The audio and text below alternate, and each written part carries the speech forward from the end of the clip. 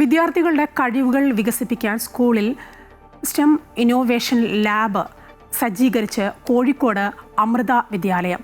റോബോട്ടിക്സും artificial ഇൻ്റലിജൻസുമെല്ലാം ചെറുപ്പത്തിൽ തന്നെ പഠിച്ചെടുക്കാനുള്ള സൗകര്യമാണ് അമൃത വിദ്യാലയവും ക്രിയാസ് പാർക്കും ചേർന്ന് വിദ്യാർത്ഥികൾക്കായി ഒരുക്കിയിട്ടുള്ളത്. സ്റ്റെം ഇന്നോവേഷൻ ലാബ് ഉള്ള ജില്ലയിലെ ആദ്യത്തെ സ്കൂൾ കൂടിയാണ് അമൃത വിദ്യാലയം.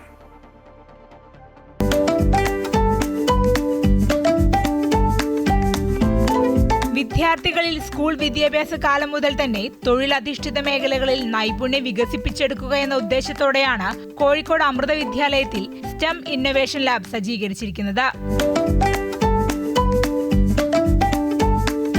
Robotics, machine learning, internet of thinking, 3D printer, drone technology, artificial intelligence എന്നീ മേഖലകളിലെല്ലാം കഴിവ് വികസിപ്പിച്ചെടുക്കുക എന്നതാണ് ലാബിന്റെ ലക്ഷ്യം.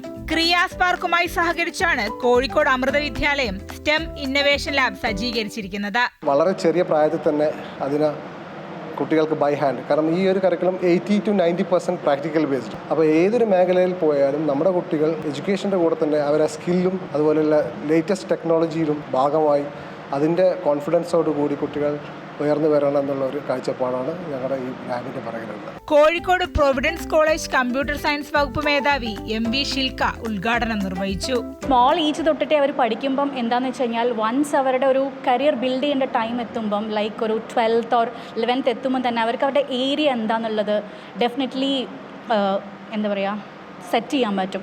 അത്ഭുതകരമായ ലാബാണ് സജ്ജീകരിച്ചിരിക്കുന്നതെന്നും ഇവിടെ പഠിച്ചിറങ്ങുന്ന വിദ്യാർത്ഥികൾക്ക് രാഷ്ട്രത്തിനു വേണ്ടി പലതും ചെയ്യാനാകുമെന്നും മാതാമൃതാനന്ദമയ മഠം കോഴിക്കോട് മഠാധിപതി സ്വാമി വിവേകാമൃതാനന്ദപുരി പറഞ്ഞു. ലാബ് വന്നതോടെ വിദ്യാർത്ഥികളും ആവേശത്തിലാണ്. The school is giving an opportunity for new students and young students to be an entrepreneur now only. I feel so much happy and I learned so much from this STEM Innovation Lab. And I really loved it. Today's occasion was an amazing event because I am so happy that ours, and I'm really grateful and happy for this. Kozhikode Amrita വിദ്യാലയം correspondent Brahmacharini സമാരാധ്യാമൃത Chaitanya, principal Dhanya ഉൾപ്പെടെയുള്ളവർ പരിപാടിയിൽ പങ്കെടുത്തു. വിവിധ തലങ്ങളിലേക്ക് കുട്ടികൾ ഉയർന്നുകൊണ്ടിരിക്കുകയാണ്. ആ സമയത്ത് അവർക്ക് എല്ലാ രീതിയിലുള്ള സപ്പോർട്ട് കൊടുക്കുക എന്നുള്ളതും അതിനുള്ള രീതിയിൽ എന്തെല്ലാം നമുക്ക് ചെയ്യാൻ പറ്റും എന്നുള്ളത് നോക്കി ചെയ്യുന്നു എന്നുള്ളതാണ്. അമൃത ന്യൂസ് കോഴിക്കോട്.